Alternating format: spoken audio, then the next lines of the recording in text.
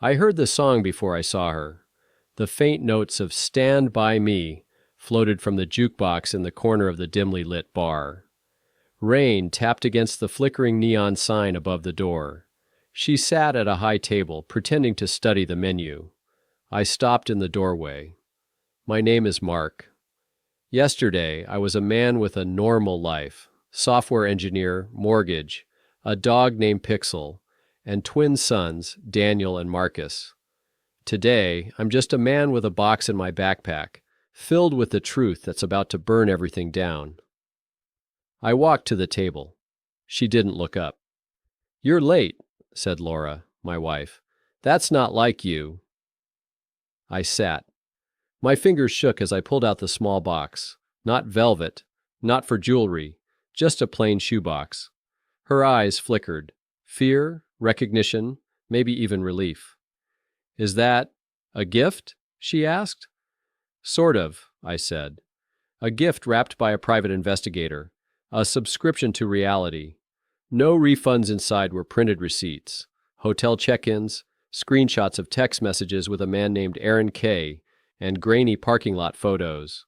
On top lay a flash drive, the smoking gun. "This is a setup," she said quickly. "Someone is trying to ruin us."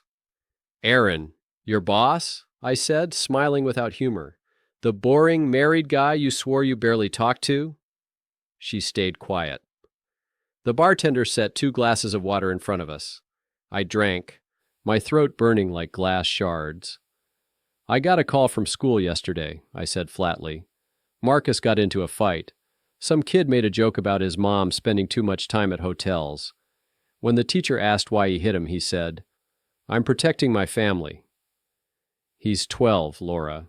He's defending a family you broke." She looked down at her lap. "I wanted to tell you myself," she whispered.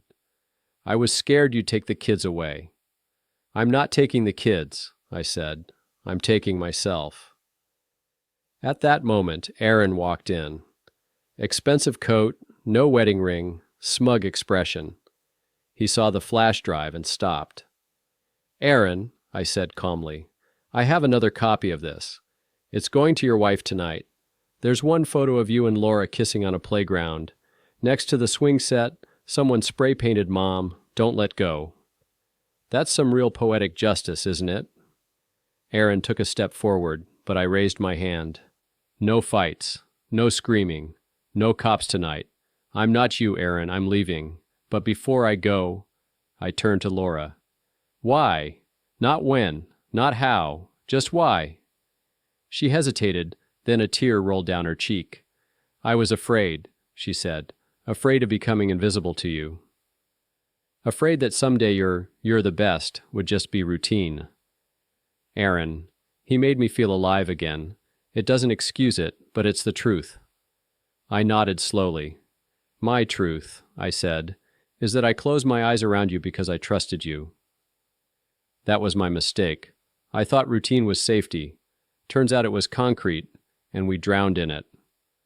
I picked up the box, stood, and looked at Aaron one last time. "If you so much as look at my kids the wrong way," I said, "I won't hit you. I'll make sure you can't work in this city again.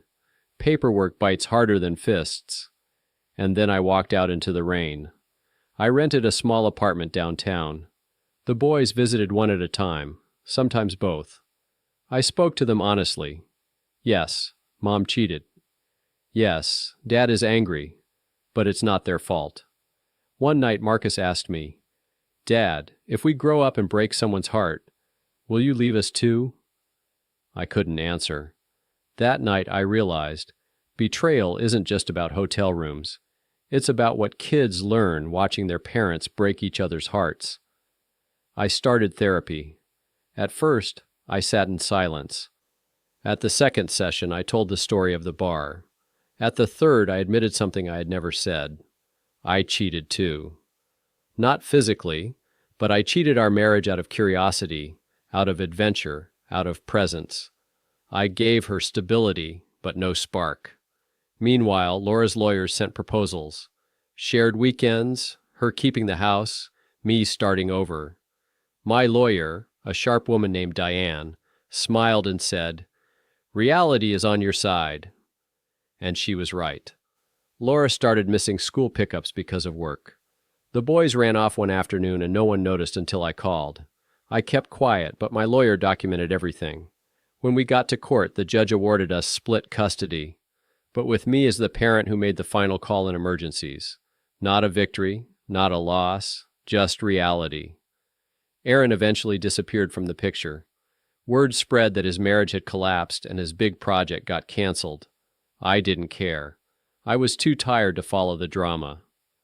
One day, Daniel said quietly, "Dad, Mom cries at night." I heard her. I nodded. "Me too, buddy." "Me too." 2 months later, Laura asked to meet. We sat in a quiet coffee shop near the boys' school. She looked older, not from wrinkles but from silence. "You didn't hit him that night," she said. "I thought you would."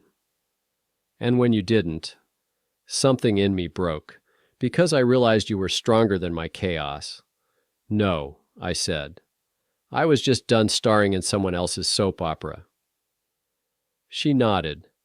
Then she asked me to talk to the boys together. We sat at my apartment, the 4 of us. I told them, "Your mom hurt me. I hurt her too, in my own way. We both hurt you, and now we're going to fix it. Not by getting back together, but by being honest and present for you." Marcus asked, "So you two aren't getting back together?" "No," I said. "Being together isn't always the best thing." Being honest, as Laura looked at me like I had just lit a candle in the dark. A year passed. I learned to cook, to laugh when I broke plates, to sit with my own thoughts without flinching. The boys learned that their parents weren't perfect, but were trying. Aaron showed up once, from across the street, during the boys' birthday party. He stood under a tree, watching them cut the cake. Our eyes met. He nodded. I nodded back. Not forgiveness, just acknowledgement. That night, Laura told me she started therapy too. "My therapist asked what I wanted," she said. "I told her, for our sons to grow up unafraid to love someone." She said, "That's not about Aaron."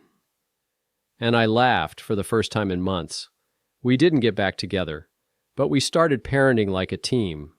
For the first time, the boys saw us united, not as a couple, but as 2 people building a bridge instead of tearing one down. One night I opened that same shoebox, took out the flash drive, and threw it away.